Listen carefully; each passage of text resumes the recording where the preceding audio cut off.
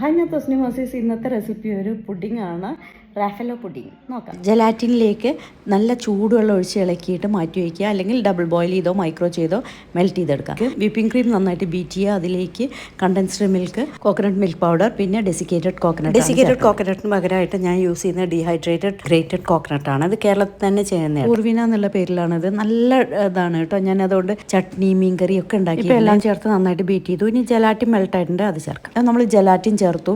പിന്നെ അതിലേക്ക് കുറച്ച് ചോക്ലേറ്റ് ആണ്, വൈറ്റ് ചോക്ലേറ്റ് ചേർത്ത് അധികം ബീറ്റ് ചെയ്യരുത്. ഇനി അതൊരു പുഡിംഗ് ട്രേയിലേക്ക് ഒഴിക്കുകയാണ്. ഇനി അതിൻ്റെ മുകളിൽ നമുക്ക് ഗാർണിഷ് ചെയ്യാൻ വേണ്ടിയിട്ട് വൈറ്റ് ചോക്ലേറ്റ്, പിസ്ത, ഡെസിക്കേറ്റഡ് കോക്കനട്ട് ചേർത്ത് മിക്സ് ചെയ്തിട്ട് അതിൻ്റെ മുകളിൽ ഇട്ടിട്ട് നമുക്ക് ഗാർണിഷ് ചെയ്യാം.